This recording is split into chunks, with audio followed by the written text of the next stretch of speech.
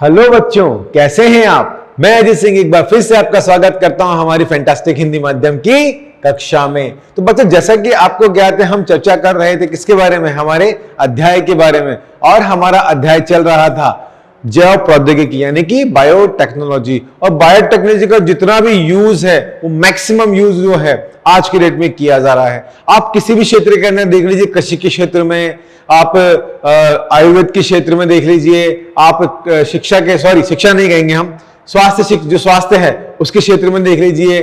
तो किसी भी क्षेत्र में देखा जाए लगभग तो बायोटेक्नोलॉजी का इस्तेमाल हो रहा है। ठीक है, यानी कि मानव की उन्नति के लिए ही इसका कार्य किया जा रहा है। तो इसमें काफी कुछ जो चरण थे वो हम देख चुके थे, उनके बारे में हम चर्चा कर चुके थे। इससे पहले जो हमारी कक्षा थी उसमें हमने पीसीआर की जो टेक्निक थी उसके बारे में हमने बात करी थी। हमने देखा था कि जो पीसीआर टेक्निक है उसका इस्तेमाल किस प्रकार से किया जाता है। हमने यह भी समझा था कि पीसीआर जो टेक्निक है उच्चतम तकनीक है और अच्छी तकनीक है, जिसका क्या है वैश्विक स्तर पर जो है इस्तेमाल किया जाता है। तो 1983 में जो कैरी मुलरिस थे उन्होंने इसका क्या किया था, इन्होंने ही इसको इजाद किया था, हम ये कह सकते हैं। ठीक है, तो यानी कि देखा जाए तो जो पीसीआर टेक्निक है उसके द्वारा हम क्या कर सकते हैं, उसके द्वारा हम कोई भी जो हमें अगर कोई लेस डीएनए हमारे पास है, हमारे पास किसी डीएनए का जो है अमाउंट कम है, उसकी संख्या कम है, तो हम उसकी संख्या को क्या कर सकते हैं, हम मल्टीपल कर सकते हैं। यानी कि अगर हमारे पास लेस अमाउंट में डीएनए है तो हम क्या करते हैं, उसकी मल्टीपल कॉपीज। अब वो उस पर हमारे पे डिपेंड करता है कि हमें उसकी कितनी कॉपीज बनानी है। वो जो सटीक कॉपियां हैं वो हम पीसीआर के तकनीक से बना सकते हैं। आई बात समझ में। और क्या कर सकते हैं, इसका उपयोग कर सकते हैं। तो इसमें क्या होता है, हमने बात करी थी कि पीसीआर के अंदर एक प्रकार का थर्मोसाइक्लर होता है जो क्या करता है, अलग अलग टेम्परेचर पे काम करता है। जिसमें हमने किस किस की बात करी थी, डिनेचुरेशन की हमने बात करी थी, जिसमें 91 से लेके 94 डिग्री तक का जो हमने टेम्परेचर दिया था और हमने एक ग्राफ बनाया था।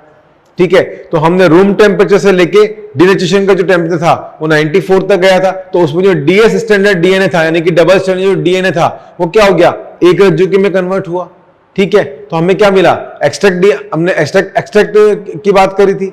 ठीक है, फिर हम बात करें, हमने किसकी बात करी, एलेनिन की बात करी। तो एलेनिन के जो टेम्परेचर था वो कितना गया था, वो लगभग गया था आपका 54 डिग्री पर। ठीक, 54 डिग्री पर आया, 50 से 54 डिग्री पे। फिर उसके बाद जो हमारा एक्सट्रैक्शन का प्रोसेस था, एक्सटेंशन का प्रोसेस था, उसके अंदर टेम्परेचर कितना गया, 70 से 72 डिग्री तक। वो हमने कंप्लीट जो है ग्राफ की सहायता से समझ लिया था। आई बात समझ में। फाइनल जो हमें प्राप्त हुआ था वो क्या प्राप्त हुआ, हमें जो कंपोनेंट दो है किसका हुआ, रेखीय कंपोनेंट तो था वो हमें प्राप्त हुआ था जिसकी हम बात कर रहे थे। ठीक है, तो उस मशीन के अंदर हमने टेम्परेचर को देखा था कि जो किस तरह से जो है उसमें अलग अलग टेम्परेचर पे यूकेरियोट्स में और प्रोकैरियोट्स में हमने बात करी थी। जिसमें हमने क्या देखा था, जो यूकेरियोट्स हैं उनके अंदर अलग टेम्परेचर की आवश्यकता पड़ती है और जो प्रोकैरियोट्स हैं उनके अंदर अलग टेम्परेचर की आवश्यकता हमें पड़ती है। तो उसी के हिसाब से क्या करते हैं, हम यहां पर पृथक्करण करते हैं। ठीक है, मल्टीपल कॉपीज जो हैं उनको बनाते हैं। आई बात समझ में। चलिए, अब आज हम किसके बारे में बात करेंगे, जो पीसीआर मशीन है बेसिकली उसके जो कंपोनेंट्स हैं उसके बारे में हम चर्चा करेंगे कि जो कंपोनेंट्स हैं उनका इस्तेमाल किस प्रकार से किया जाता है और उस कंपोनेंट में क्या क्या चीजें उपस्थित होती है और उनके अंदर हमें क्या क्या उपयोग में लिया जाना होता है, जिनकी सहायता से हम क्या कर सकते हैं, इस मशीन में पीसीआर मशीन को हम जो है कॉपीज को बना सकते हैं, मल्टीपल कॉपीज को। ठीक है बच्चों, चलिए तो हम क्या करेंगे, हमारी हेडिंग नोट डाउन कर लें। चलिए, तो हम बात कर रहे हैं यहां पर पीसीआर मशीन के बारे में।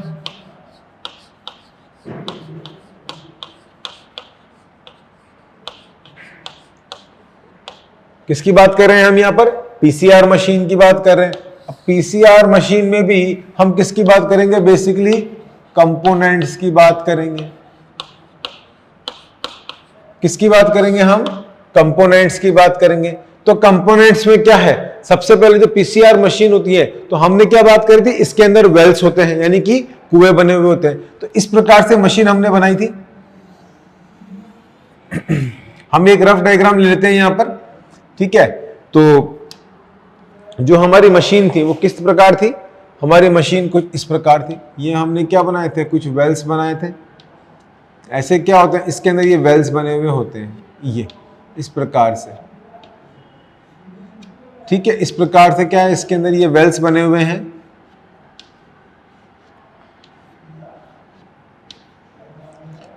और इनमें क्या करते हैं, हम डीएनए को डालते हैं। ठीक है,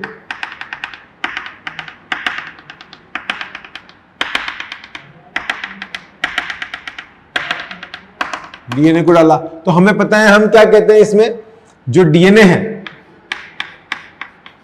कैसा, डाइजेस्टेड। और किसकी हेल्प से करते हैं इसको, REE यानी कि रेस्ट्रिक्शन एंडोन्यूक्लियस एंजाइम, उसकी सहायता से क्या करते हैं, इसको हम कट करते हैं। आई बात समझ में। इसके बाद क्या होता है, ये लॉन्ग स्ट्रैंड से शॉर्ट स्ट्रैंड तक क्या होता है, इसका पृथक्करण यानी कि इसका सेपरेशन होता है। किस तरह से हो जाता है उसको हम देख लेते हैं। तो इसमें सेपरेशन किस तरह से होगा बच्चों, सेपरेशन को जिस तरह से दिखाई दिया था हमारे को, पहले बड़ा सेपरेशन,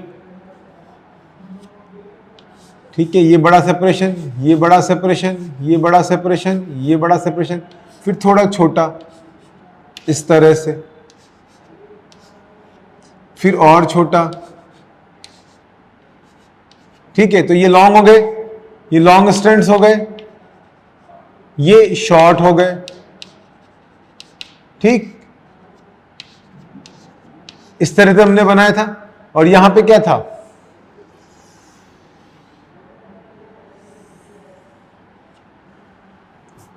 ठीक है, यहां पे क्या था, बफर बॉक्स। और इसमें क्या भरा हुआ था, बफर सॉल्यूशन। क्या भरा हुआ था, बफर सॉल्यूशन। इसमें क्या होता, आयंस जो थे फ्रीली मूवमेंट कर रहे थे और यहां पे इलेक्ट्रिकली चार्ज हो रहे थे। यहां पर हमने क्या दिया था, इलेक्ट्रिक, यहां था पॉजिटिव एनोड। ठीक है, यहां पे क्या था, ये नेगेटिव से कहां जा रहा है, पॉजिटिव की तरफ जा रहा है, क्योंकि डीएनए क्या था, डीएनए नेगेटिवली चार्ज था। पता है हमें, यहां तक हमने कर लिया था। चलिए अब देखिए क्या होता है, इसके अंदर जो मशीन होती है, इसमें क्या होती है, एक ट्यूब होती है। कैसी होती है, एक ट्यूब लाइक स्ट्रक्चर होता है। तो ट्यूब किस प्रकार से है, ट्यूब कुछ इस प्रकार से होती है।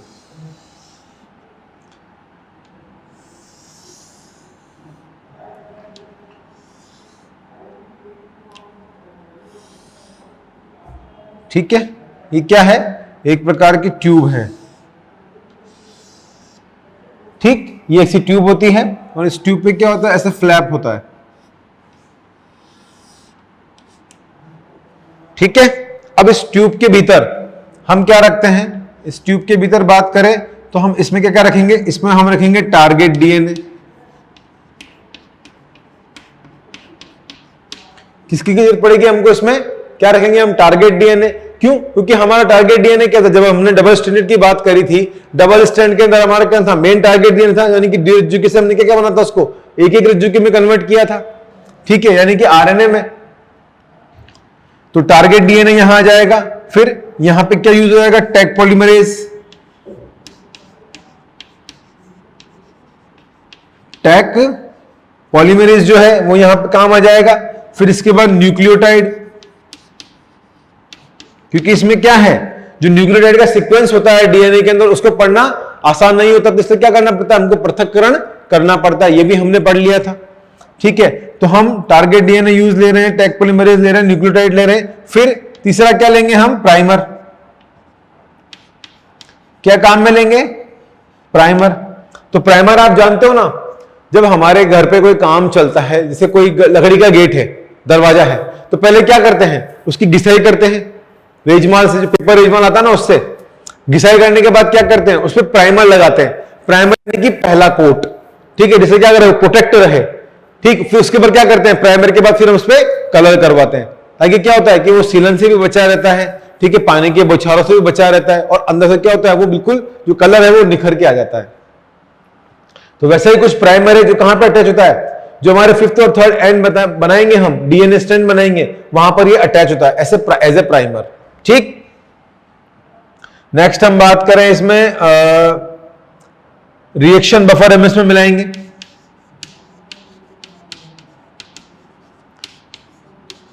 रिएक्शन बफर, और लास्ट होगा इसमें मिनरल ऑयल।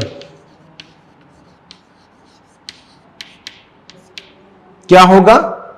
Mineral oil. ठीक है, ये क्या है? ये एक प्रकार की ट्यूब है।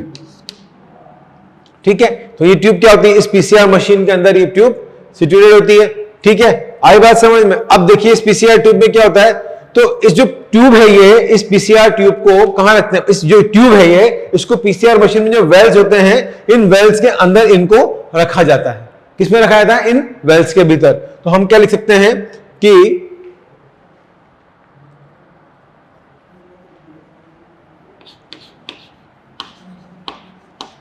इसमें स्टेप होते हैं, इस पीसीआर ट्यूब को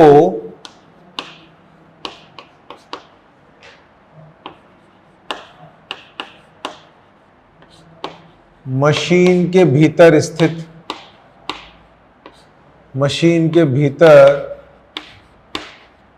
स्थित वेल्स में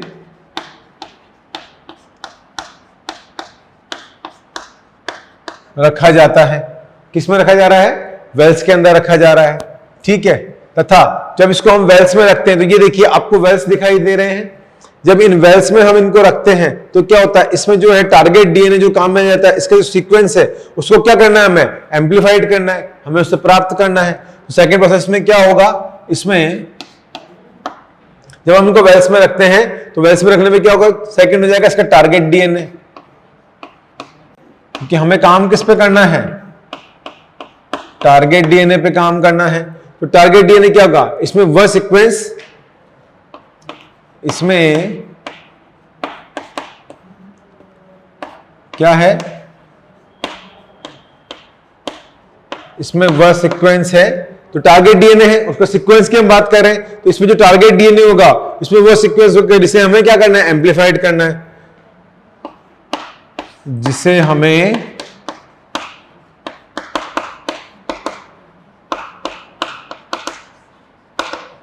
एम्पलीफाइड करना है, यानी कि उसका परिवर्धन करना है।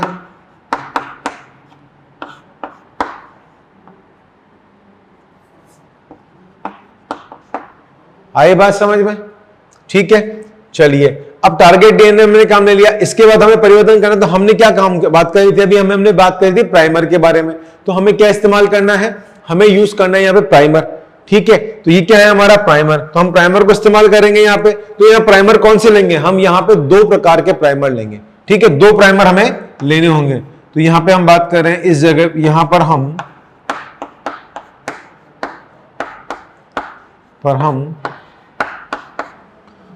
दो प्राइमर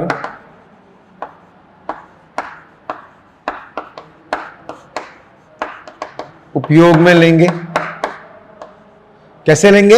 यहां पर हम दो प्राइमर जो है उपयोग में लेंगे। ठीक है ना, जो क्या होंगे? केमिकली सिंथेसाइज्ड होंगे, जो कि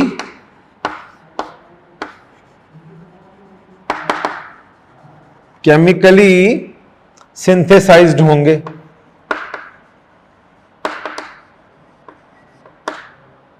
केमिकली सिंथेसाइज्ड होंगे। ठीक है, अब जब ये केमिकली सिंथेसाइज्ड हैं तो इनके अंदर और क्या होगा? इनके अंदर जो है ऑलिगोन्यूक्लियोटाइड्स होंगे। इनके भीतर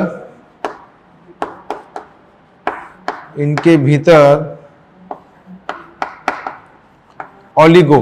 ठीक है, यानी कि इनके भीतर जो संख्या होगी वो कितनी होगी? 8 से 10 या 10 से ज्यादा भी हो सकती है। ऑलिगोन्यूक्लियोटाइड्स होंगे। ठीक है, इनके भीतर ऑलिगोन्यूक्लियोटाइड्स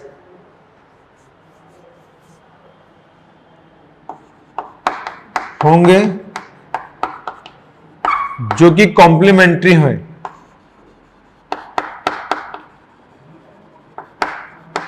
जो कि कॉम्प्लीमेंट्री होते हैं। ठीक है, ठीक। और ये कहां चिपकते हैं? डीएनए स्ट्रैंड के जो दोनों रीजन होते हैं वहां पर ये चिपकते हैं। और हम लिखते हैं कि यह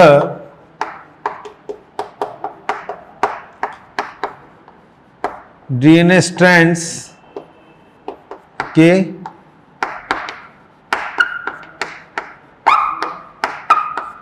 दोनों सिरों पर होते हैं। क्या होते हैं ये? डीएनए स्ट्रैंड के दोनों सिरों पर यह उपस्थित होते हैं। आई बात समझ में? ठीक है। तो जब एक प्राइमर, और इसमें क्या होता है, एक प्राइमर तो कैसा होता है, फॉरवर्ड होता है, और एक प्राइमर कैसा होता है, बैकवर्ड होता है। ये भी देख लेते हैं हम। इसमें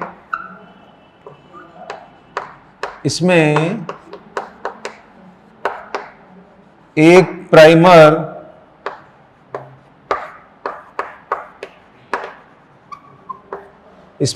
प्राइमर तो फॉरवर्ड होता है,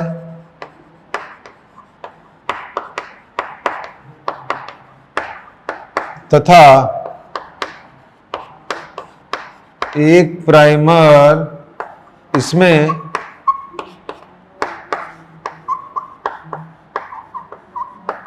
बैकवर्ड होता है। कैसा हो गया? तो इसमें दो प्राइमर लिए हमने उपयुक्त में, तो दो प्राइमर में से यहां पर जो एक प्राइमर है वो तो कैसा है, फॉरवर्ड होगा, आगे की तरफ जाएगा, और दूसरा जो है वो कौन सा है, बैकवर्ड होगा। यानी कि हमने क्या है, दो पैरेलल स्ट्रैंड्स बनाए थे डीएनए के। आपको याद है सीक्वेंस जो था उसमें हमने किस तरह से बनाए थे? ठीक है, हम बात कर लें तो यहीं पर हम देख रहे थे स्ट्रैंड्स बनाकर। चलिए हम यहां पर स्ट्रैंड्स बना लेते हैं ताकि आपको क्लियरिफाई हो जाएगा इससे। तो यहां पर जो हमारे स्ट्रैंड्स हैं वो कैसे थे,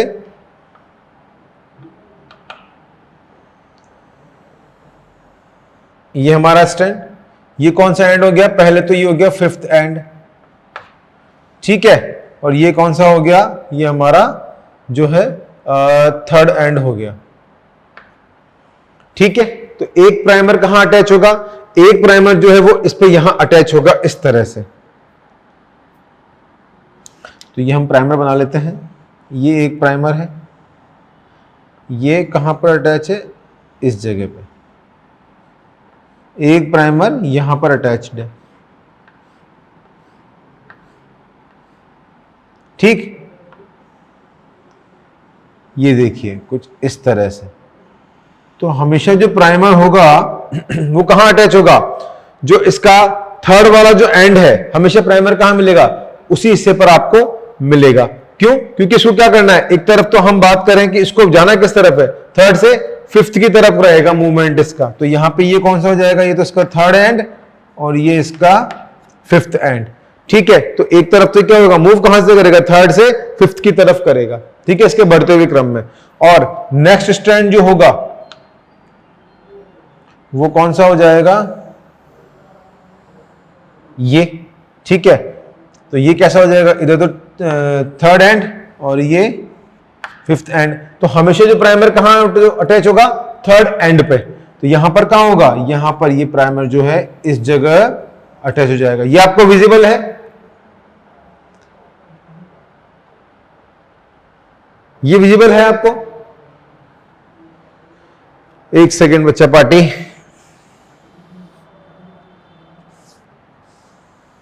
चलिए मैं इसके पैरेलल तो मैं यहां पर स्टैंड बना देता हूं ताकि आपको उससे क्लैरिफाई हो जाएगा। तो यहां पे एक स्टैंड कैसा होगा, एक स्टैंड हमारा इस तरह से हो गया। तो ये तो हमारा क्या हो गया, थर्ड एंड, और ये इसका फिफ्थ एंड। ठीक है, तो हमें पता है हमेशा थर्ड एंड पे होगा, तो यहां पे कहां होगा, इसका इस जगह हो जाएगा। यहां पे क्या, एक प्राइमर यहां अटैच हो गया। ठीक है, तो एक प्राइमर इस जगह अटैच है। ठीक, अब जब ये प्राइमर यहां पर अटैच है तो इसका सीक्वेंस क्या हो जाएगा, ये 5 एंड और ये थर्ड एंड। ठीक, तो अगर पैरेलल हम देखेंगे तो ये सीक्वेंस कहां है, ये तो इस तरफ सीक्वेंस आ गया और इसका सीक्वेंस इस तरफ आ गया। ठीक है, तो इस तरह से क्या होता है, ये डीएनए स्ट्रैंड के जो सीक्वेंस होते हैं, तो यहां पर हमें दो प्राइमर जो इसमें कॉम्प्लीमेंट्री होती है उनकी जरूरत पड़ती है जब हम इसको कट करेंगे। ठीक है, रेस्ट्रिक्शन एंडोन्यूक्लियस से हम इसको इस जगह से कट करेंगे और इसको हम इस साइड से कट करेंगे।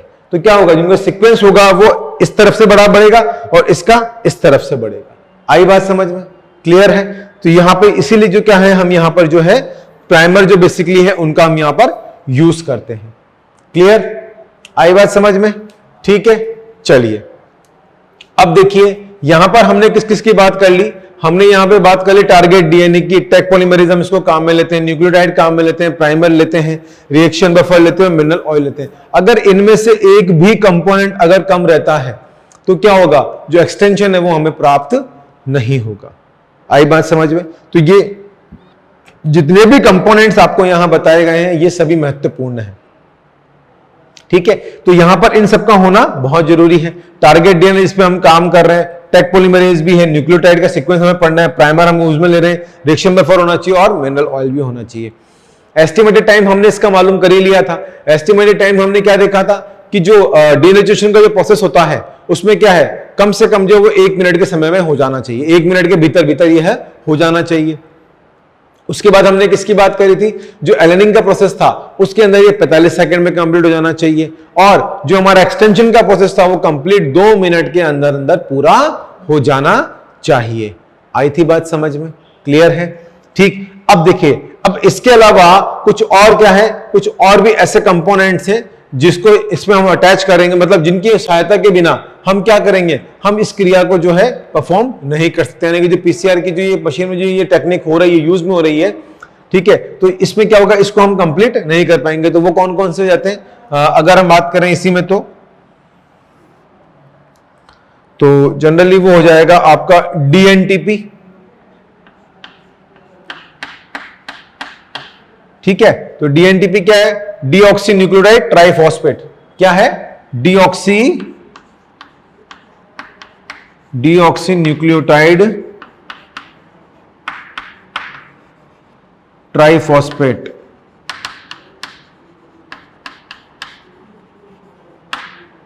डीऑक्सी न्यूक्लियोटाइड ट्राइफॉस्फेट, इसको हम क्या बोलेंगे, डीएनटीपी बोलते हैं। ठीक है, आई बात समझ में? चलिए नेक्स्ट हम बात करें, इसमें क्या होगा, जो ये डीएनटीपी है इसको हम क्या बोलते हैं, एक प्रकार की ये डीएनए की बिल्डिंग यूनिट है। क्या है, ये डीएनए बिल्डिंग यूनिट होती है। क्या है ये, डीएनए की बिल्डिंग यूनिट होती है, यानी कि इससे ही क्या है, जो डीएनए है वो बिल्डअप होता है। ठीक, समझ में? यानी कि जो नींव है डीएनए की वो किस तरह की होती है, डीएनटीपी से। तो डीऑक्सी न्यूक्लियोटाइड जो ट्राइफॉस्फेट है ये क्या है, एक प्रकार का डीएनए बिल्डिंग यूनिट भी हम इसको कह देते हैं। ठीक है, आई बात समझ में? चलिए फिर इसमें होता है हमारा हीट स्टेबल पॉलीमरेज। क्या होता है, हीट स्टेबल पॉलीमरेज। तो इसमें कौन सा आ जाएगा नेक्स्ट,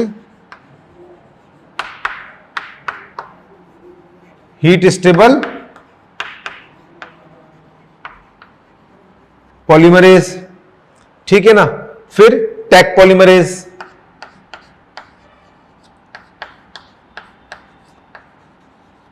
टैग पॉलीमरेज। तो ये सभी जो है कंपोनेंट जो है इसके अंदर काम में आते हैं, तो इनके बिना हम एक्सटेंशन नहीं कर सकते हैं। आई बात समझ में? क्लियर है यहां तक? ठीक है, क्या देखा, कंपोनेंट्स की बात करी। ठीक है, पीसीआर मशीन के अंदर हम कंपोनेंट को यूज कर रहे हैं। वेल्स बने हुए, वेल्स के अंदर क्या है, डीएनए है। ठीक है, डाइजेस्टेड फॉर्म, यानी कि यहां पर क्या होगी, यहां पर ये कैसे होंगे, अनडाइजेस्टेड। हम कैसे डालेंगे इनको, अनडाइजेस्टेड डालेंगे ना। ठीक, यहां से गए, ये प्रोसेस कंप्लीट हुआ, क्या होंगे, लॉन्ग में कन्वर्ट होंगे, फिर लॉन्ग से धीरे धीरे शॉर्ट में और आगे की तरफ चल जाएंगे कंप्लीट। ठीक, तो यहां पे इलेक्ट्रिक चार्ज दिया, यहां पे क्या था, एनोड था, प्लस पॉजिटिव था, तो डीएनए क्या है, नेगेटिवली चार्ज है, और फिर डाइजेस्टेड होंगे रेस्ट्रिक्शन एंडोन्यूक्लियस की सहायता से। मूव कहां करेंगे, नेगेटिव डीएनए से, जो नेगेटिव डीएनए है उससे क्या रहेगा, मूवमेंट रहेगा। हमने बात करी थी किस तरफ, पॉजिटिव एनोड, तो गति दिखाएंगे किस तरफ, माइनस से प्लस की तरफ। तो ये गति दिखा रहे हैं किस तरफ, देखिए गति किस तरफ दिखाई दे रही है आपको, गति किधर है, ये देखिए ये गति है, यानी कि मूवमेंट है किस तरफ आ रहा है, ये नेगेटिव से पॉजिटिव की तरफ आ रहा है। आई बात समझ में? इसमें क्या होते हैं, जो वेल्स होते हैं इनके अंदर ट्यूब लाइक स्ट्रक्चर होता है। ठीक है, ये ट्यूब प्रेजेंट होती है जिसके अंदर हम किसको काम में लेते हैं, टारगेट डीएनए को, टैग पॉलीमरेज को, न्यूक्लियोटाइड को, प्राइमर को और रिएक्शन बफर को और मिनरल ऑयल को। उसी के साथ साथ किसको काम में लेते हैं, डीएनटीपी को, जिसको हम क्या बोलते हैं, डीऑक्सी न्यूक्लियोटाइड ट्राइफॉस्फेट, जो कि क्या है, एक प्रकार का डीएनए बिल्डिंग ब्लॉक हम इसको कह सकते हैं। ठीक है, साथ साथ में हम क्या होते हैं, हीट स्टेबल जो पॉलीमरेज है, टेक पॉलीमरेज है, इनको भी हम लेते हैं। तो इनके बिना उपयोग किए हम क्या करते हैं, एक्सटेंशन नहीं कर सकते हैं।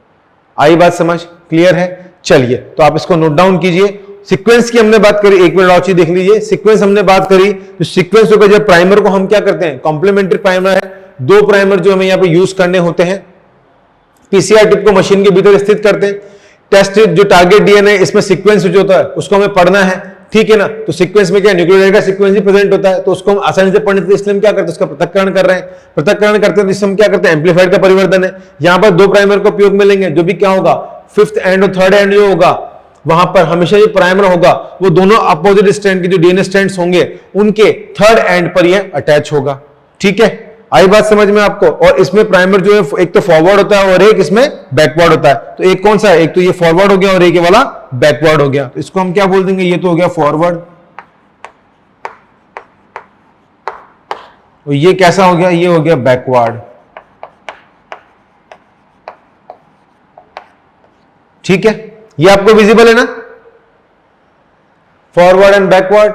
ठीक, चलिए तो यहां पर हमने ये सीक्वेंस कंप्लीट कर लिया। चलिए आप इसको नोट डाउन कीजिए, फिर इसके बाद हम चर्चा करते हैं किसी कुछ और महत्वपूर्ण बिंदुओं के बारे में। ठीक है बच्चों, आई बात समझ में आपको, क्लियर है यहां तक? तो यहां पर हमने क्या देखा, हमने टारगेट डीएनए को काम में लिया, टेक पॉलीमरेज जो है उसको काम में लिया। तो बेसिकली अगर हम बात करें यहां पर टेक पॉलीमरेज की, तो जो टेक पॉलीमरेज है बहुत ही इंपॉर्टेंट कंपोनेंट हो जाता है। कैसे कि देखिए, जो टेक पॉलीमरेज है बेसिकली ये क्या है, एक प्रकार का हीट स्टेबल पॉलीमरेज होता है। तो जो साइंटिस्ट थे हमारे मुनव्वर साहब, तो उन्होंने क्या करा कि उनको चाहिए था कि एक हीट स्टेबल जो मेरे को है एंजाइम चाहिए। ठीक, तो अब हीट स्टेबल जो एंजाइम है वो क्या ढूंढा उन्होंने, टेक पॉलीमरेज ढूंढा। अब ये जो टेक पॉलीमरेज है बेसिकली ये क्या होता है, इसको आइसोलेट कहां से करते हैं, जो हॉट स्प्रिंग्स होते हैं। ठीक है, डीप सीटेड नीचे की तरफ जो हॉट स्प्रिंग्स जगह होती हैं, वहां पर जिसमें बैक्टीरिया पाया जाता है, उस बैक्टीरिया से हम क्या करते हैं, इस टेक पॉलीमरेज को जो है आइसोलेट करते हैं। ठीक है ना, तो उसको हम क्या बोलते हैं, उसको हम बोलते हैं थर्मस एक्वेटियस। कौन सा बैक्टीरिया है वो, जो टेक पॉलीमरेज में काम होता है, उसको हम बोलते हैं थर्मस एक्वेटेरियस बैक्टीरिया। तो यानी कि क्या हाई टेम्परेचर के ऊपर भी ये स्टेबल करता है। स्टेबल समझते हैं ना, यानी कि अपने आप को खड़ा रखता है कि हां दे लो हाई टेम्परेचर, ये लो खड़ा हूं मैं, कुछ नहीं हो सकता। ठीक, तो कहां पाया जाता है, ये हॉट स्प्रिंग्स में पाया जाता है। ठीक है, तो ये जो टेक पॉलीमरेज है वो कैसा है, एक प्रकार का हीट स्टेबल जो पॉलीमरेज एंजाइम होता है, और उसका इस्तेमाल यहां पर किया जाता है। लेकिन किस चीज के लिए, शॉर्टेस्ट जो डीएनए है या शॉर्ट डीएनए है उसकी हमें कॉपीज बनानी है। तो उस कंडीशन के अंदर हम क्या करते हैं, यहां पर जो टेक डीएनए टेक पॉलीमरेज है, इसका जो शॉर्ट टारगेट डीएनए होते हैं उनके लिए हम इसका इस्तेमाल करते हैं। आई बात समझ में, क्लियर है? तो टेक पॉलीमरेज के ये आपने नोट डाउन कर लिया है बच्चों? ठीक है ना, मैं यहां पर इस चीज के बारे में क्लियर कर देता हूं आपको। तो चलिए हम यहीं पे, ये आपने नोट डाउन कर लिया है, तो मैं कुछ पॉइंट्स यहां से रब कर देता हूं ताकि हम इसको क्लियर कर सके।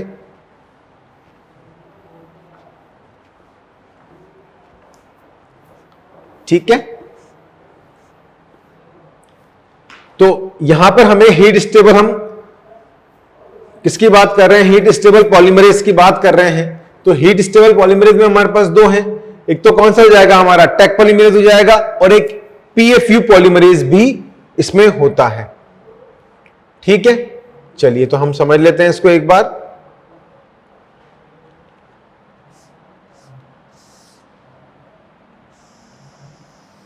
ये लीजिए, क्लियर, सफाई से साफ हो गया, बिल्कुल सफाई से साफ हो गया। हाथों में करामाती जादू है, बोर्ड साफ कर लेते हैं। चलिए तो हम किसकी बात कर रहे हैं यहां पर, हम बात कर रहे हैं यहां पे हीट स्टेबल पॉलीमरेज की। Heat stable polymerase. ठीक है, अब हीट स्टेबल पॉलीमरेज भी क्या है, दो टाइप के हैं यहां पर। ठीक है, पहला हम बात करें टेक पॉलीमरेज। ठीक है, तो ये कैसा है, जो टेक पॉलीमरेज है इसको हम क्या बोलते हैं, हीट स्टेबल एंजाइम बोलते हैं। तो टॉक पॉलीमरेज जो है ये हमें कहां से मिलता है, ये आइसोलेट किया जाता है, आइसोलेटेड फ्रॉम, कहां से, आइसोलेटेड फ्रॉम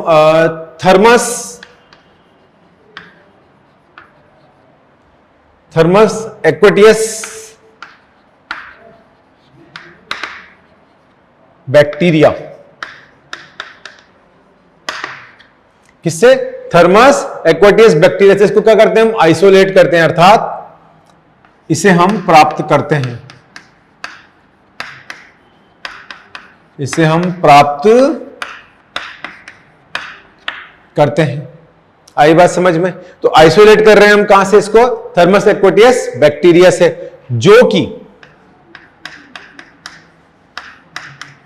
जो कि हमें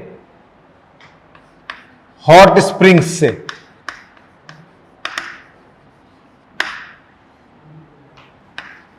हॉट स्प्रिंग से प्राप्त होता है।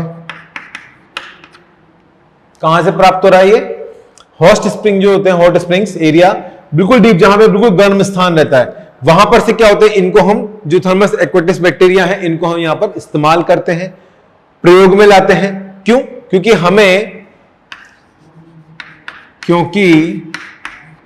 हमें पीसीआर टेक्निक में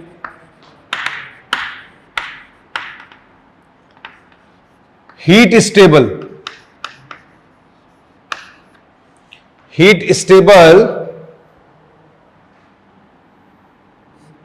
पॉलीमरेज की आवश्यकता होती है,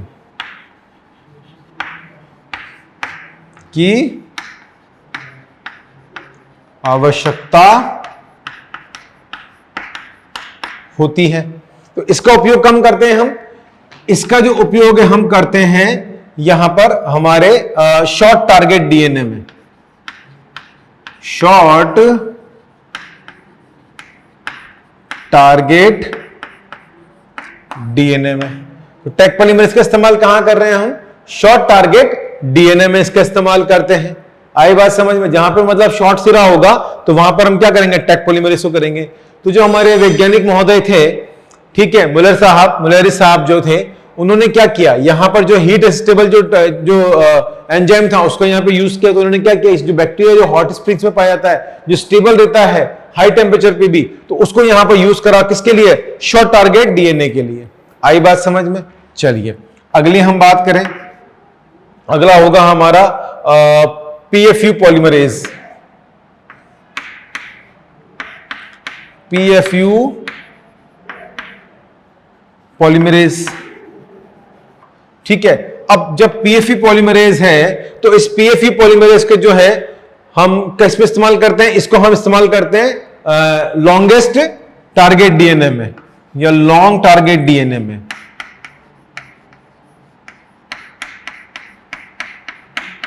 किस में इस्तेमाल करते हैं, लॉन्ग टारगेट डीएनए में हम इसका इस्तेमाल करते हैं, ठीक है। और इसको हम कहां से प्राप्त करते हैं, इसे हम आइसोलेट करते हैं, कहां से, इसको हम आइसोलेट करते हैं पायरोकोकस फ्यूरिसस से, पायरोकोकस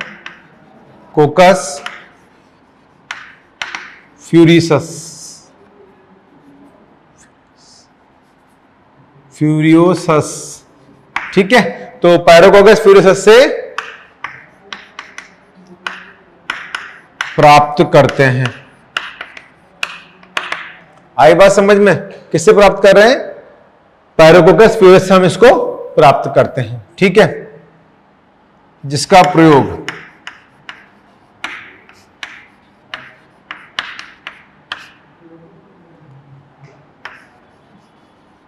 लॉन्ग टारगेट डीएनए में किया जाता है, डीएनए में उपयुक्त किया जाता है।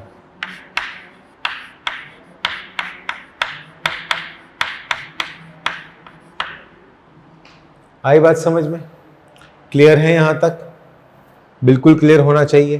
ठीक, तो हमने क्या देखा, यहां पे हीट स्टेबल पॉलीमरेज एंजाइम को लिया, दो एंजाइम की बात करी, टेक पॉलीमरेज के बारे में और पीएफयू पॉलीमरेज के बारे में। तो इनके बिना यहां पर जो हमारा टारगेट डीएनए है उसका हम क्या करते हैं, यहां पर हम उसका जो पृथक्करण है, यानी कि पृथक्करण करने तो हमने किया ही है, साथ ही साथ हमने क्या किया, उसकी जो मल्टीपल कॉपीज हैं जो हमें बनानी है, तो बिना इनके इस्तेमाल के हम वो उस कार्य को नहीं कर सकते हैं।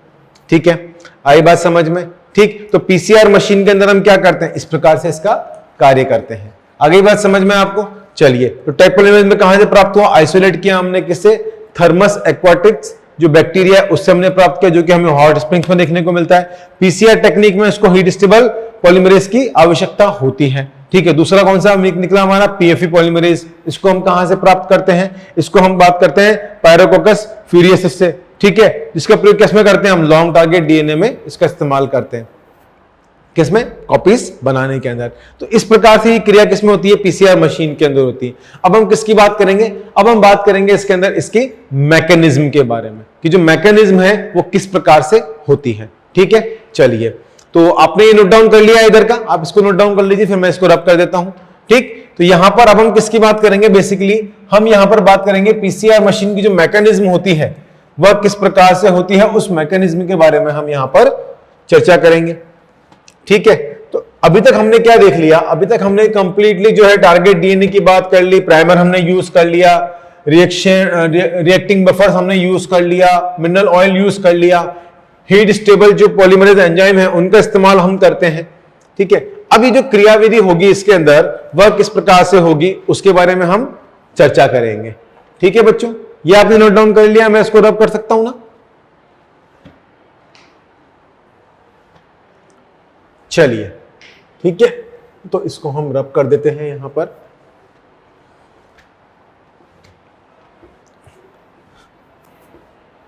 ठीक है, तो अब हम किसके बारे में बात करेंगे, मेन जो इसके मैकेनिज्म है उसमें किस प्रकार से जो प्रोसेस रहेंगे उसके बारे में हम चर्चा करेंगे। ठीक है, तो मेन जो प्रोसेस रहेंगे मैकेनिज्म के उनको हम एक बार देख लेते हैं। ठीक है बच्चों, आई बात समझ में? चलिए, ठीक है बच्चों, आई बात समझ में? तो अब हम चर्चा करेंगे किसके बारे में, हम चर्चा करेंगे पीसीआर की मैकेनिज्म के बारे में, यानी कि जो इसकी कार्यविधि है वह किस प्रकार से होती है उसके बारे में हम चर्चा करेंगे। तो आपने नोट डाउन कर ही लिया था, हमने बोर्ड क्लीन कर ही दिया था। ठीक, बात करें किसकी, मैकेनिज्म की। तो हम चर्चा कर लेते हैं यहां पर पीसीआर यानी कि पॉलीमरेज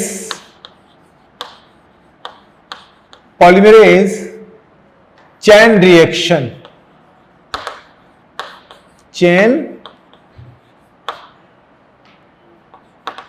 रिएक्शन के बारे में।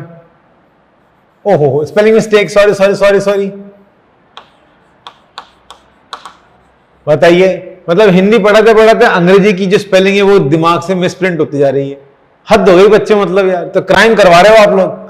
चलिए, तो पॉलीमरेज चेन रिएक्शन होती है। ठीक है, तो इसको हम पीसीआर टेक्निक भी बोलते हैं। इसकी मैकेनिज्म की हम बात करें तो हमने 3 प्रोसेस देखे थे।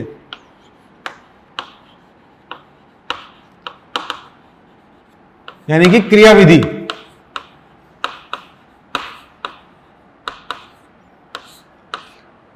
ठीक है, तो हमने इसके 3 प्रोसेस देखे थे। कौन कौन सी अवस्थाएं थी, प्रोसेस जो थे, पहला तो डीनेचुरेशन था जिसके बारे में हमने चर्चा करी थी, दूसरा एनेलिंग था, तीसरा एक्सटेंशन था।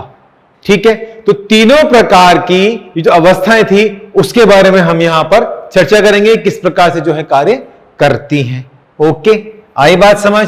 बिल्कुल आई है।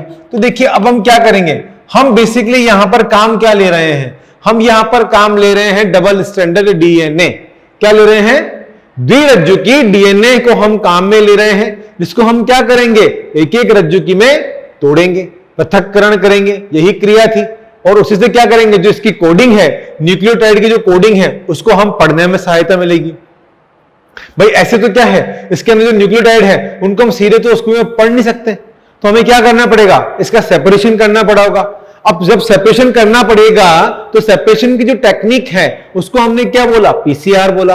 पीसीआर के अंदर क्या है, कुएं हैं, कुओं के अंदर हमने क्या डाली, एक नलची डाली, एक पाइपनुमा संरचना थी, उसके अंदर हमने क्या डाला, प्रोसेस किया, किसका, डीएनए सेपरेशन का।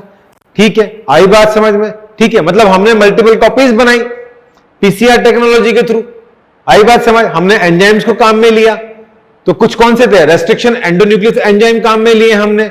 ठीक है, और हमने कुछ जो टेक एंजाइम्स थे उनके बारे में हमने बात करी, जो हमें हॉट स्प्रिंग्स में हमें देखने को मिले थे। ठीक है, आई बात समझ में? जो क्या कर सकते हैं, मतलब टेम्परेचर को हाई टेम्परेचर में सर्वाइव कर सकते हैं, उनके बारे में हमने बात करी थी। ठीक है, तो टेक पॉलीमरेज की हमने बात करी, उस एंजाइम की हमने बात करी थी। ठीक है, चलिए, तो अब यहां पर अगर हम बात करें तो हम स्ट्रैंड्स बनाते हैं। बेसिकली पहले स्ट्रैंड्स के ऊपर हम ये बात करेंगे। तो 3 तरह के स्ट्रैंड्स हम बनाते हैं इसके अंदर। सबसे पहले अगर हम बात करें तो पहला स्ट्रैंड हमारा क्या होगा, डबल स्टैंडर्ड स्ट्रैंड होगा। ठीक है, जिसको हम क्या बोलेंगे, डीएस स्ट्रैंड, डीएस डीएनए, क्या बोलेंगे, डीएस एंड डीएनए। इसको हम क्या कहते हैं, टारगेट डीएनए भी कहते हैं। क्या कहते हैं, टारगेट डीएनए। क्या कह देते हैं इसको हम, टारगेट डीएनए कह देते हैं। क्लियर है? बिल्कुल क्लियर है। अब देखिए स्ट्रैंड बनाएंगे जो 5th एंड और 3rd एंड। ठीक है, और दूसरा अभी क्या बना रहे हैं हम, डबल स्टैंडर्ड बना रहे हैं। तो ये हमारा डबल स्टैंडर्ड डीएनए हो गया, ये हमारा 3rd एंड और ये हमारा 5th एंड। ठीक है, डबल स्टैंडर्ड डीएनए है। और हम क्या करेंगे, बिल्कुल सही। अब देखिए डबल स्टैंडर्ड बना रहे हैं। ठीक, चलिए, तो ये हमने डबल स्टैंडर्ड डीएनए जो है यहां पर बना लिया। ठीक, अब इसको क्या कर दें, फिल कर दें हम कुछ इस तरह से।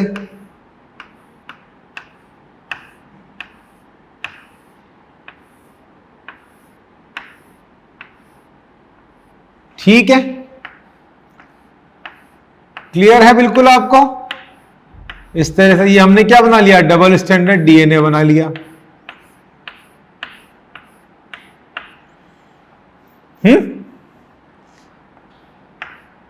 एक एक करके, जैसे जो बचपन में हम वो चित्रकारी करते थे ना, टीचर बोलती थी बेटा लाइनें खींच दो, तो वैसे हम लाइनें खींच रहे हैं इसके अंदर। थोड़ा अच्छा दिखना चाहिए कि हाँ हम डबल स्टैंडर्ड की बात कर रहे हैं। तो अब जनरली बना देंगे तो कुछ मजा नहीं आने वाला, क्योंकि आपको पता है डायग्राम तो हम लोग परफेक्शन लिए हुए बैठे हैं। बनाए थे ना हमने लाइव डायग्राम, कई सारे आए थे ना समझ में, आपने भी बनाए थे, आपको भी बनाना आ गया। ठीक है, आपकी वजह से मैं सीख गया। बिल्कुल सही है ना? चलिए, तो अब ये जो स्टैंडर्ड डीएनए है, ये जो स्टैंडर्ड डीएनए है, हम इसे क्या करने वाले हैं, हम इसके अंदर यहां पे इसको हीट देंगे। ठीक, चलो, तो हम क्या करेंगे, इसको यहां पर हीट देते हैं। क्या देंगे, इसे हम हीट दे देंगे। ठीक है, हमने दी साहब इसको हीट दे दी, यानी कि ताप दे दिया। क्या कर लिया हमने, इसको ताप दे दिया। ठीक है, अब देखो जब हम इसको हीट देंगे तो जैसे हीट देंगे, हीट का मतलब क्या हो गया, पहला प्रोसेस। कौन सा, जो इसका हमारा पहला प्रोसेस कहलाएगा हीट देने के बाद, तो वो होगा डीनेचुरेशन का प्रोसेस, जिसको हम क्या बोलते हैं, विकृतीकरण बोलते हैं। क्या बोल देंगे इसे हम, विकृतीकरण बोल देंगे। ठीक, तो पहला प्रोसेस क्या हो जाएगा यहां पे, डीनेचुरेशन का।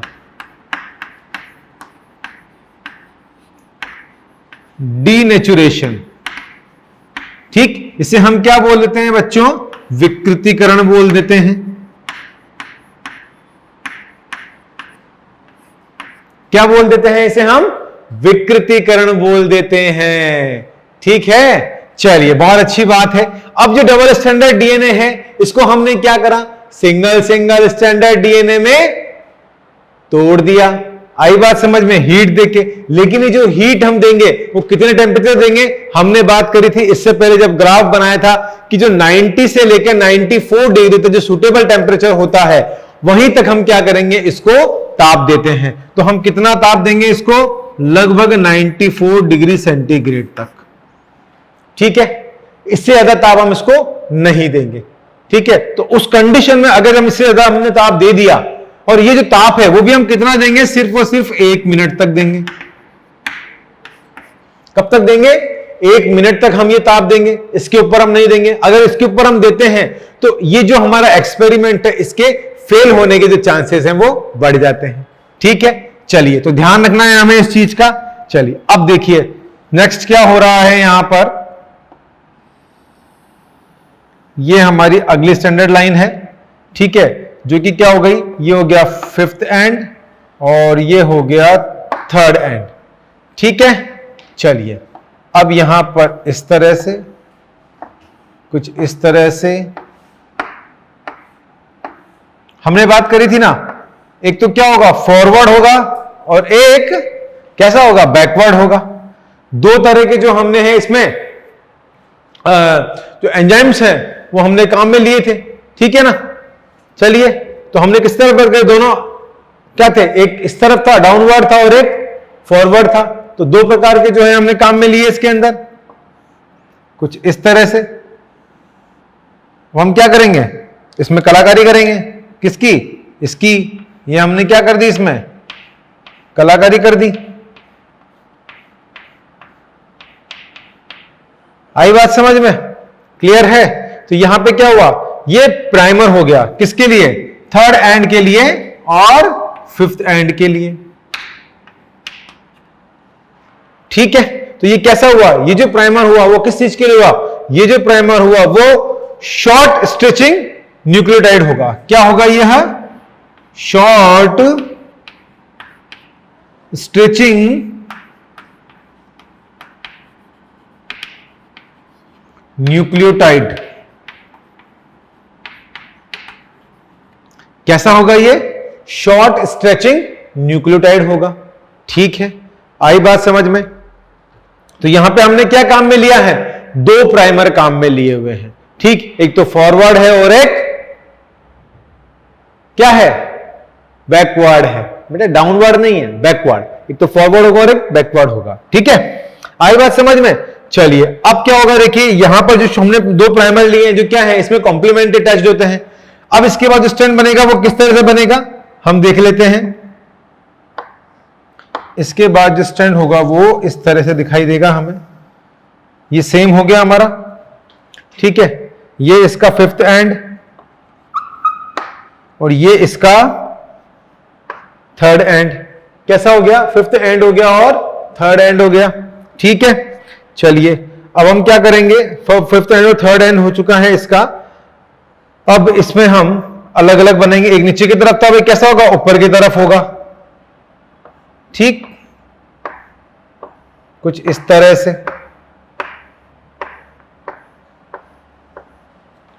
ये देखिए, ठीक है, चलिए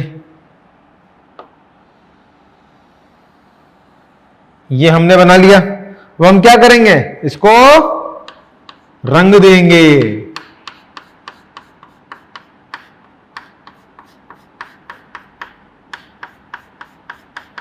क्या कर देंगे, इसको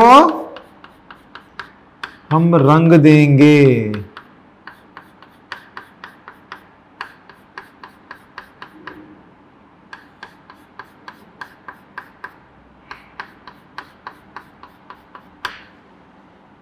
ये देखिए कुछ इस प्रकार से।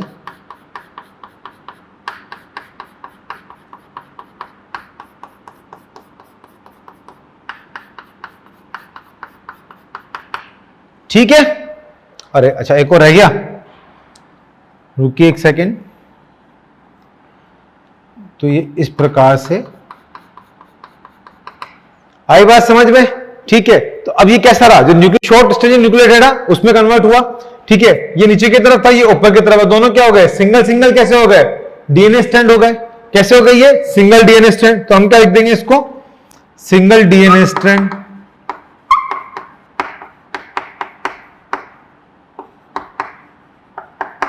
एक रज्जु की। कैसे हो गई, ये है एक रज्जु की हो गए। क्लियर है, चलिए ठीक। अब हम किसकी बात करेंगे, देखिए इसमें क्या होगा, क्या काम होगा, डीएनए पॉलीमरेज काम करेगा।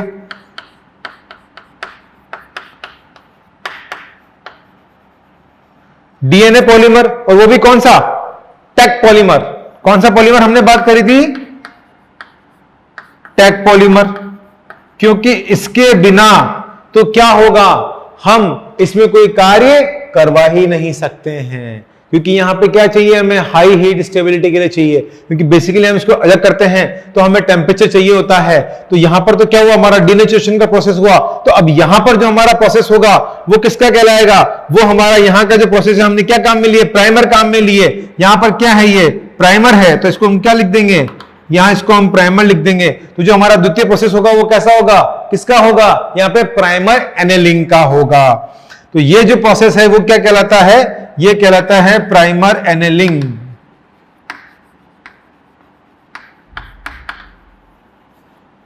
क्या कहलाएगा, प्राइमर एनेलिंग का प्रोसेस कहलाएगा।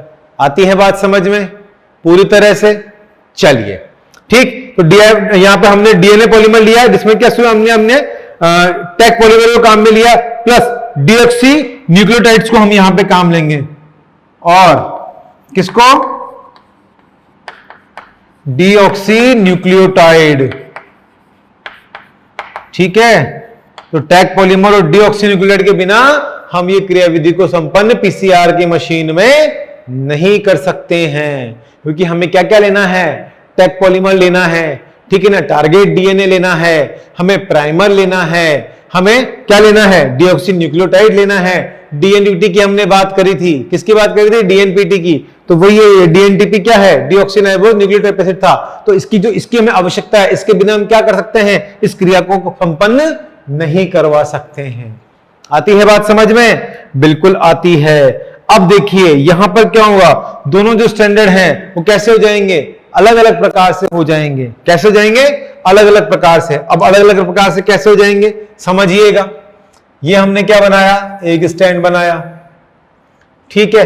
अब ये फर्स्ट स्टैंड होगा वो कैसा होगा, हमारा 3:5 रेशियो में होगा, यानी कि अब हम जो पॉलीमर्स जो हमने प्राइमर्स जो हमने काम में लिए हैं वो डाउनवर्ड व फॉरवर्ड काम करेंगे, ठीक है। चलिए फिर ये हमारा 5th एंड हो जाता है, ठीक है। चलिए तो 5th, और अब एक किस तरफ जाएगा, एक तो इस तरफ जाएगा यानी कि फॉरवर्ड, और एक किस तरफ जाएगा, डाउनवर्ड नहीं सॉरी बैकवर्ड जाएगा, ठीक। तो ये हमारा एक ही हो गया। अब 1 2 3 4 5 6 7 8 9, ठीक है। चलिए फटाफट से इसके बॉक्सेस बना लेते हैं, क्योंकि फिर हमें क्या करना है, इसमें शो करना है, ठीक। तो हम इसको फटाफट शो कर लेते हैं।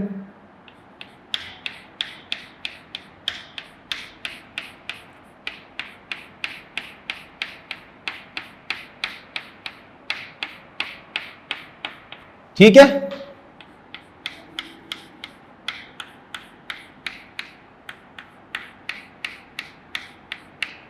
ठीक है बच्चों, ठीक। अब ये किस तरफ जाएगा, ये जाएगा फॉरवर्ड, ठीक है। हमने क्या बात करी थी, हमेशा जो कहां पे होगा, हमेशा जो ये होगा किससे, 5th से 3rd एंड पर होगा। तो यहां पर क्या हो गया, ये 5th वाला हो गया, और यहां पर ये 3rd वाला हो गया। तो ये किस तरफ जाएगा, यह फॉरवर्ड जाएगा, ठीक। अब जो दूसरा बनेगा वो किस तरफ जाएगा, उसकी अगर हम बात करें तो वो जाएगा हमारा बैकवर्ड की तरफ। तो वो कैसे बन जाएगा, इस तरह से, ये वाला 3rd एंड और ये वाला 5th एंड, ठीक है। आई बात समझ में। तो दोनों कैसे हो गए, एक दूसरे के पैरेलल हो जाते हैं, ठीक है। तो पहला 1st एंड हो गया, 3rd एंड हो गया, दूसरा 5th एंड हो गया। अब ये किस तरफ जाएगा, ये जो है ये जाएगा हमारा 1 2,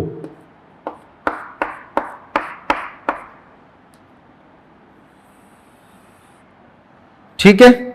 इसको हम इससे बना देते हैं,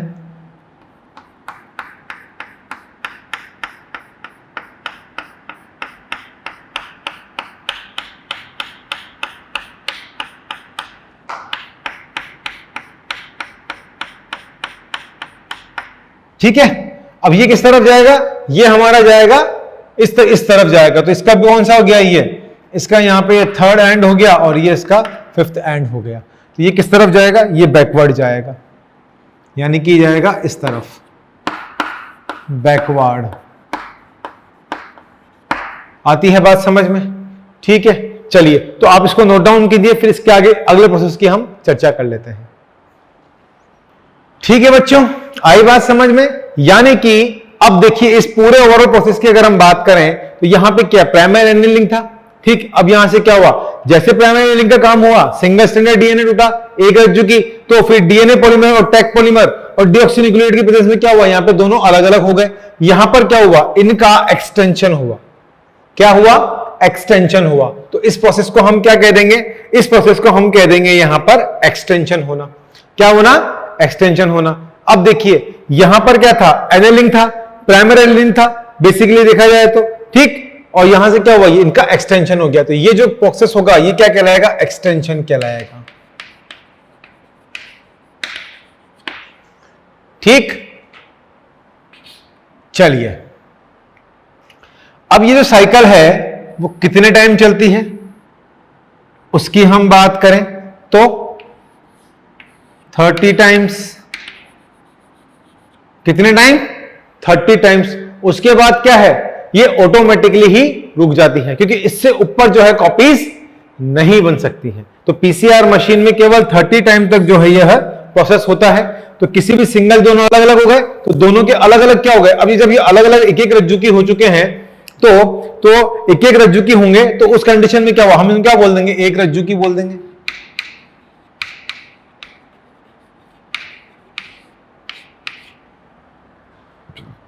ठीक है, क्या बोला इसको हमने, एक रज्जु की बोल दिया। अब जब दोनों अलग अलग हैं तो यहां पर जो डीएनए बनेगा वो कैसा बनेगा, इसके मल्टीपल कॉपीज बनेगा। तो एक कंप्लीट जो है इसका डीएनए बन जाता है। अब इसका जो कंप्लीट डीएनए बनता है वो किस प्रकार से बनेगा उसको भी हम देख लेते हैं, कुछ इस प्रकार से, ठीक है। क्या होगा, यह कंप्लीट डीएनए बन जाएगा।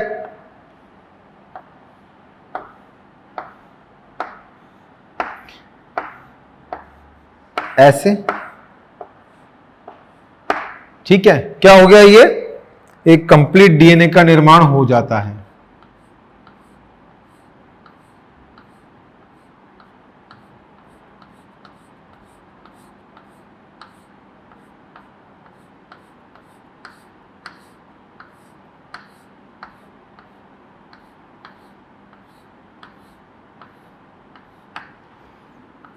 क्या हो गया, एक कंप्लीट डीएनए का निर्माण हो गया इस तरह से।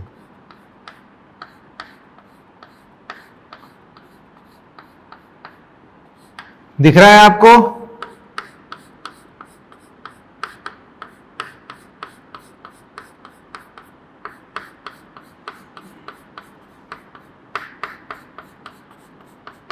देखिए। तो क्या हो गया, ये कंप्लीट डीएनए बन गया, ठीक है। अब जो कंप्लीट डीएनए बना इसको हम क्या बोलेंगे, एम्पलीफाइड डीएनए भी बोल सकते हैं, ठीक। एक और यहां पर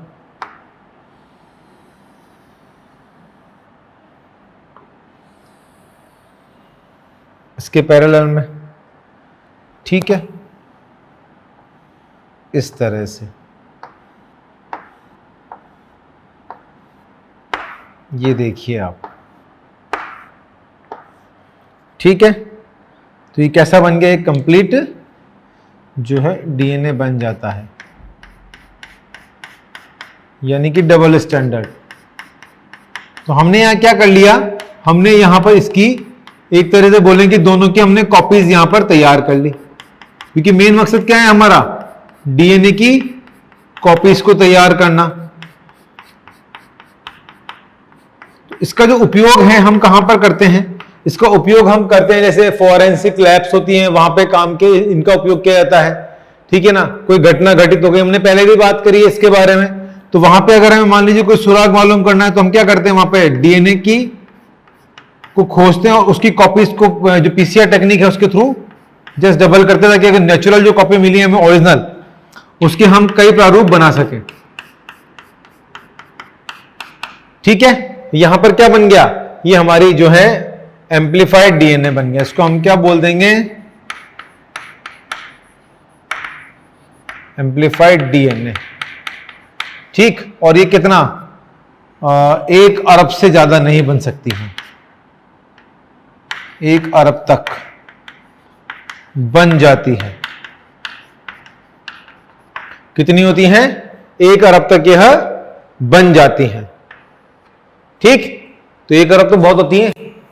ठीक है, अगर एक हमारे पास कम संख्या में डीएनए है तो हम क्या करेंगे, उसको पीसीआर टेक्निक के थ्रू क्या कर लेते हैं, हम कई जो है अरबों की संख्या में इसको हम बना लेते हैं, ताकि हमारे को एक्सपेरिमेंट जो अगर फेल भी हो जाए तो हमसे दोबारा से उसको कर सकें। ठीक है, आई बात समझ में? क्लियर है यहां तक? तो इस तरह से क्या होता है, इसकी जो पीसीआर की जो मैकेनिज्म है, पॉलीमरेज चेन रिएक्शन जिसे हम कहते हैं, वह परफॉर्म होती है। ठीक, अब समझिए, यहां पर डबल स्टैंडर्ड डीएनए पे हमने बात करी है, ताप दिया यानी कि डिनेचुरेशन का प्रोसेस हुआ, जिसको हमने क्या बोला, विकृतीकरण बोला, 94 डिग्री पे, तो इतना ही ताप देंगे। ठीक है, तो उससे क्या होगा कि ये दोनों जो है स्टैंडर्ड जो है अलग अलग हो जाएंगे, एक एक रज्जु के हो जाएंगे। दूसरा होगा हमारा प्राइम एनालिक, तो हमने यहाँ कॉम्प्लीमेंट्री जो हमारे प्राइमर्स हैं वो यहाँ पे अटैच होते हैं। ठीक है ना, तो कॉम्प्लीमेंट्री प्राइमर्स क्या है, दोनों अलग अलग होते हैं। तो यहां पर जो शॉर्ट स्ट्रेचिंग न्यूक्लियोटाइड है वो वर्क करता है, अटैच होता है दोनों कौन कौन से एंड पे, एक तो इसके थर्ड एंड पे, दोनों के थर्ड एंड पे जो होता है वह ये अटैच होता है। क्लियर यहां तक? ठीक है, सिंगल डीएनए स्टार्ट होता है यहां से, तो एक्सट्रैक्ट होगा जब यहां से, तो क्या बोलेंगे हम, तो देखिए यहां पर जो है डीएनए पॉलीमरेज यानी कि टैग पॉलीमरेज और न्यूक्लियोटाइड की वजह से क्या होगा, यहां पर इनका जो होगा सेपरेशन होगा। ठीक, किसमें होगा, फॉरवर्ड और बैकवर्ड दोनों प्राइमर काम कर रहे हैं, कहां टच करेंगे, ये फॉरवर्ड और बैकवर्ड जाएंगे। तो जो एनेलिंग है, यह जो क्रिया है वो कितने मिनट में कंप्लीट होनी चाहिए, यह 45 सेकंड में होती है। हमने बात करी थी 45 सेकंड में, और इसमें जो ताप है वो कितना चाहिए होता है, 54 डिग्री के लमसम। कितना चाहिए होता है, 54 डिग्री। जबकि इसमें हम बात करें कितना था, इसमें था हमारा 94 डिग्री तक। ठीक, फिर तीसरी हम बात करें किसके अंदर, तीसरी हम बात करें एक्सटेंशन में। इधर देखिए एक्सटेंशन में, तो एक्सटेंशन में ताप कितना चाहिए था, एक्सटेंशन हन में ताप चाहिए 74 डिग्री सेंटीग्रेड तक। ठीक, इसके बाद हमने बात करी थी कि ये प्रोकैरियोटिक हैं, एजी और जीसी और एटी। ठीक है ना, जीसी और एटी की जब हमने बात करी थी, यानी कि प्रोकैरियोटिक और यूकैरियोटिक हमने बात करी थी, तो उन दोनों के हिसाब से जो है टेम्परेचर, जो ताप है वो अलग अलग होता है, उसी के हिसाब से जो है इनका पृथक्करण होता है। आई बात समझ में? तो एक्सटेंशन में हमें कितना चाहिए होता है, 74 डिग्री, और इसमें भी जो हम हैं, जो ताप है ये कितना, 2 मिनट से ऊपर नहीं दे सकते हैं। तो इसका समय कितना होता है, 2 मिनट का होता है। कितना समय है इसका, 2 मिनट का समय लगना चाहिए, इससे ऊपर नहीं होना चाहिए, वरना क्या होगा, हमारा एक्सपेरिमेंट टाइम फिश बोले तो खराब हो जाएगा। ठीक है, आई बात समझ में? तो एक निश्चित समय के लिए निश्चित ताप ही इसके लिए रिक्वायरमेंट होता है। ठीक है, आई बात समझ में? और इससे हम ज्यादा 30 बार तक मल्टीपल करें अगर इसको हम, तो 30 टाइम एक्स्ट्रा तक हम क्या कर सकते हैं, इस क्रिया को जो है से डीएनए एम्पलीफाइड कर सकते हैं। आई बात समझ में? क्लियर है? बिल्कुल क्लियर है। किस तरह से हमने डबल स्टैंडर्ड टारगेट डीएनए लिया, ठीक है, उसको हीट दी, यानी कि जो तीनों अवस्थाएं थी, डीनेचुरेशन, विकृतीकरण का, फिर जो प्राइमर एनेलिंग का जो प्रोसेस है, इसको हम क्या बोलेंगे, प्राइमर एनेलिंग बोलेंगे। ठीक है, प्राइमर एनेलिंग का जो प्रोसेस है इसको हमने देखा, और उसके बाद हमने किसका देखा, तीसरा हमारा एक्सटेंशन का जो प्रोसेस था वो हमने देखा। आ गई है बात आपको समझ में? अब इसकी कुछ डिसएडवांटेजेस और एडवांटेजेस के बारे में भी हम चर्चा कर लेंगे। ठीक है, चलिए, तो आप इसको नोट डाउन कर लीजिए, फिर इसके कुछ डिसएडवांटेजेस और इसके लिए 30 टाइम ये जो गुणित होता है वो किस हिसाब से होता है उसके बारे में हम चर्चा करेंगे। ठीक है, नोट डाउन कीजिए। ठीक है बच्चों, आई बात समझ में हमारी कंप्लीट में? यहां चलिए, कंप्लीट में आ गई ना, एकदम कंप्लीट में, कंप्लीट में बोले तो समझ में आ गई है। ठीक है, चलिए, तो यहां पर अब देखिए, हमने यहां पे बात करी कि 30 टाइम जो इसमें कॉपीज बनती है, या कि हम अगर नंबर की बात करें तो 2n नंबर की अगर हम यहां बात करें तो सपोज कीजिए क्या होगा, 2n नंबर, तो 2n नंबर मतलब क्या होगा, यहां पर हम बात करें where n is the number of PCR cycle, तो यहां पे जो n है, n क्या है, नंबर ऑफ पीसीआर साइकिल। क्या है यहां पे, n बराबर तो नंबर ऑफ पीसीआर साइकिल, कितने, 30 टाइम तक। मैक्सिमम कितने बना सकते हैं, 1 अरब तक बन जाती है। तो कैसे बनती है? अब n number of PCR cycles हम कर रहे हैं, ठीक है। चलिए, तो अब अगर n number of PCR cycle बोल रहे हैं, तो अगर 1 नंबर हुआ 2 1, तो कितनी कॉपी बनेगी? 2। 2 2 हुआ तो कितनी बनेगी? 4, ठीक है। 2 3 हुआ तो कितनी बनेगी? 8। करेंगे ना? कैसे? देखिए, तो इसको इक्वल 2 इंटू 1, इसको 2 इंटू 2, इसको हम करेंगे 2 इंटू 2 इंटू 2, तो 2 दूनी 4, 4 दूनी 8, ठीक है। ऐसे ही अगर हम करें किसको 4 पे, तो कितनी बनेगी? 16, और 5 पे करें तो कितनी बन जाएगी? 32, ठीक है। सीक्वेंस कैसे रहेगा? सीक्वेंस सेम रहेगा, 2 इंटू 2 इंटू 2, 4 टाइम, 1 2 3 और ये 4, तो 2 दूनी 4, 4 दूनी 8, 8 दूनी 16, ठीक है। ऐसा सीक्वेंस किसका रहेगा? इसका 5 टाइम, ठीक है। तो ऐसे कितनी बन जाएगी? 32 बन जाएगी, यानी कि 32। तो इस तरह से क्या होती है, 30 तक आप करेंगे, 30 टाइम तक, तो ये कितनी पहुंच जाएगी? लगभग लगभग जो है 1 अरब तक बन जाती है। आ गई बात समझ में? क्लियर है? नोट डाउन कर ही लिया है? रब कर सकते हैं? आज्ञा है? चलिए, अब हम क्या बात कर लें? इसकी एडवांटेज की हम बात कर लें। तो एडवांटेजेस ऑफ पीसीआर की हम चर्चा करें तो हम क्या देख सकते हैं कि इसका जो उपयोग है वो किसमें किया जाता है? एक तो हमने बात करी किसमें, फोरेंसिक के जो कार्य होते हैं उनके अंदर जो है इसका यूज किया जाता है। जीन थेरेपी, उसके अंदर भी जो है इस्तेमाल होता है, ठीक है। बायोटेक्नोलॉजी का बहुत अच्छा इस्तेमाल होता है, उसके बारे में भी हम चर्चा करेंगे, और वो आपके एग्जाम के पॉइंट ऑफ व्यू से भी बहुत महत्वपूर्ण और इंपॉर्टेंट हो जाती है, ठीक है। चलिए, नाउ अब हम बात करें इसके अंदर, तो हमारी आ जाएगी advantages of PCR. Advantages of PCR, चलिए, ठीक है। हम बात कर लेंगे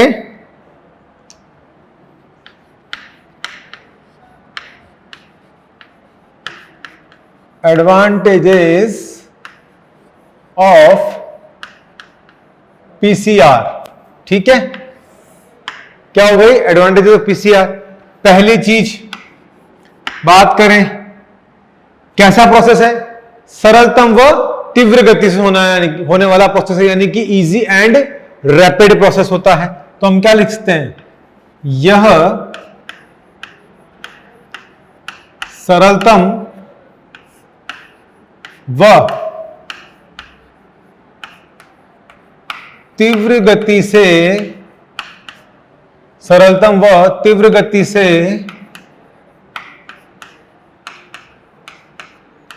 होने वाला या होने वाली प्रक्रिया है, होने वाली विधि है,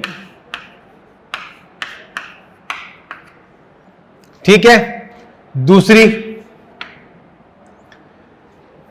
लेस डीएनए या छोटे छोटे डीएनए से हम क्या कर सकते हैं? उसकी प्रतिलिपि, ठीक है ना, या प्रतिकृति जिसे हम कहते हैं, करोड़ों या हजारों लाखों करोड़ों की संख्या में हम वह बना सकते हैं। तो हम क्या लिख देंगे? डीएनए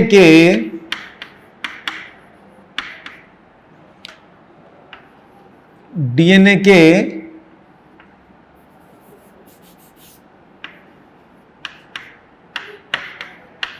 छोटे से टुकड़े से, डीएनए के छोटे से टुकड़े से, या सैंपल कह सकते हैं हम,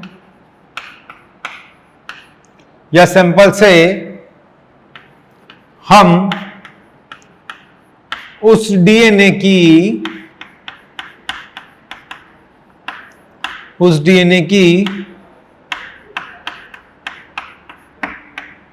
करोड़ों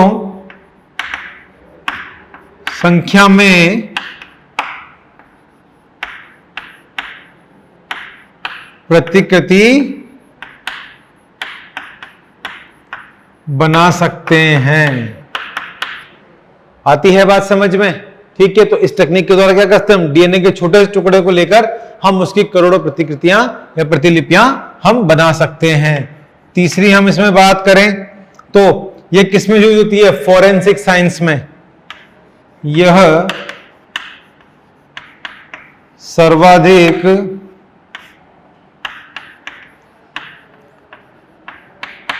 फॉरेंसिक साइंस में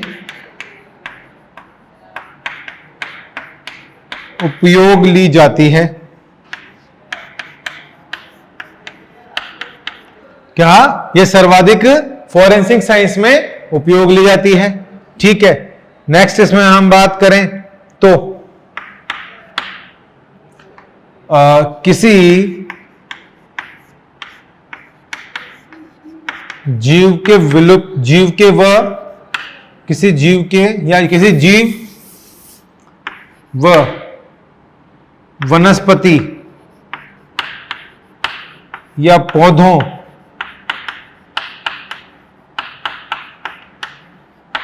के विलुप्त होने के कारण, विलुप्त होने की स्थिति में हम उसका डीएनए एक्सट्रैक्ट कर लेते हैं, उसका डीएनए एक्सट्रैक्ट कर लेते हैं तथा हम क्या करते हैं? उसकी कई गुना कॉपियां बना लेते हैं, उसकी कई गुना कॉपियां बना लेते हैं। आई बात समझ में? क्लियर है? तो एडवांटेजेस ऑफ पीसीआर के यहां पर हमने ये देख लिए। तो सरलतम व तीव्र गति से होने वाली क्रिया यानी कि इजी और रैपिड प्रोसेस होता है। डीएनए के छोटे टुकड़े के सैंपल से हम क्या कर सकते हैं? हम डीएनए के छोटे टुकड़े सैंपल से हम उस डीएनए की करोड़ों संख्या में प्रतिकृतियां बना सकते हैं। ठीक, सर्वाधिक जो इसका उपयोग किसमें होता है? फॉरेंसिक साइंस में। जैसे हमने बात करी थी, कोई भी मर्डर केस की मिस्ट्री हो गई, उसको सॉल्व करने में, तो वहां पे सबूत जुटाने का कार्य होता है, फॉरेंसिक साइंस वाले करते हैं। तो ठीक, मैक्सिमम जो यूज कर रहे हैं इसका फॉरेंसिक साइंस में हो रहा है। ठीक है, और जिसका बेसिक यूज है उसी में है। किसी जीव, वनस्पति या पौधों के विलुप्त होने पर हम क्या करते हैं? उसका डीएनए एक्सट्रैक्ट कर लेते हैं। ठीक है, और उससे कई गुना जो है हम उसकी कॉपियां भी तैयार कर लेते हैं। तो इसका उपयोग भी यहां पर भी किया जाता है। आई बात समझ में? क्लियर है? चलिए, तो देखिए बच्चों, आज की जो कक्षा थी इसके अंदर हमने क्या किया? आज की इस कक्षा के अंदर हमने पीसीआर पॉलीमरेज चेन रिएक्शन के बारे में चर्चा करी, जिसमें हमने इसकी जो कंप्लीट प्रोसेस था, ठीक है, तो कंप्लीट प्रोसेस के बारे में हमने बात करी। यहां पर हमने इसके तीनों प्रोसेस देखे, डीनेचुरेशन देखा, हमने एलानिंग का प्रोसेस देखा और एक्सटेंशन का प्रोसेस देखा। हमने इसकी मैकेनिज्म को समझा, मैकेनिज्म के हर एक स्टेप को देखा कि किस प्रकार से जो है इसके भीतर अलग अलग जो ताप देने पर, यानी कि जीसी और एटी जो फेज था उसके अंदर, दोनों के अंदर इसमें जो ताप देने पर प्रोकैरियोटिक और यूकैरियोटिक में हम जिसमें ताप देंगे, जिसमें हमें डीएनए एक्सट्रैक्ट करना है, पृथक्करण करना है, तो उसके हिसाब से हमने तीनों अवस्थाओं के बारे में चर्चा करी। और हमने बात करी किसके बारे में? इसके एडवांटेजेस के बारे में, और इसकी जो संख्या है उसको हम कितना गुना कर सकते हैं? 30 गुना तक कर सकते हैं। यानी कि एक छोटे से सैंपल को लेकर हम इस पीसीआर की तकनीक की सहायता से उसके कई करोड़ों जो है हम सैंपल्स तैयार कर सकते हैं। और ये जो विधि है वो किस पर निर्भर करती है? इसके थर्मोसाइकिल पे डिपेंड करती है, यानी कि जो इसका जो ताप है उस पर यह निर्भर करती है। इसके बारे में भी हमने चर्चा कर ली। ठीक है बच्चों, चलिए, तो मैं आशा करता हूं कि जो भी हमने आज के इस लेक्चर में कवर अप किया आपको अच्छे से समझ में आया होगा और आपके नोट्स भी तैयार हुए होंगे। चलिए, इसी आशा के साथ हम हमारी आज की क्लास को विराम देते हैं। ठीक है, अगली जो हमारी कक्षा होगी उसके अंदर हम चर्चा करेंगे किसके बारे में? बहुत ही महत्वपूर्ण टॉपिक जो कि है हमारा जीन थेरेपी। तो जीन थेरेपी के बारे में हम चर्चा करेंगे, जिसका जो उपयोग है आज की डेट में हम बात करें तो कई जगह महत्वपूर्ण किया जा रहा है। जैसे अगर हम बात करें जीन थेरेपी के अंदर, तो जीन थेरेपी का जो इस्तेमाल है वह जो विकृतियां होती है, जन्मजात विकृति होती हैं, जो मतलब भ्रूण अवस्था में जो कुछ हमें डिसऑर्डर देखने को मिलते हैं भ्रूण में या फिर किसी जीव में, तो उनमें तो हम क्या करते हैं कि जीन थेरेपी के द्वारा उनको दूर करने की जो है कोशिश करते हैं। तो जीन थेरेपी अपने आप में एक बहुत ही इंपॉर्टेंट प्रोसेस हो जाता है, जिसका बहुत ही महत्वपूर्ण योगदान भी है। तो उसके बारे में हम चर्चा करेंगे। सो तब तक के लिए धन्यवाद।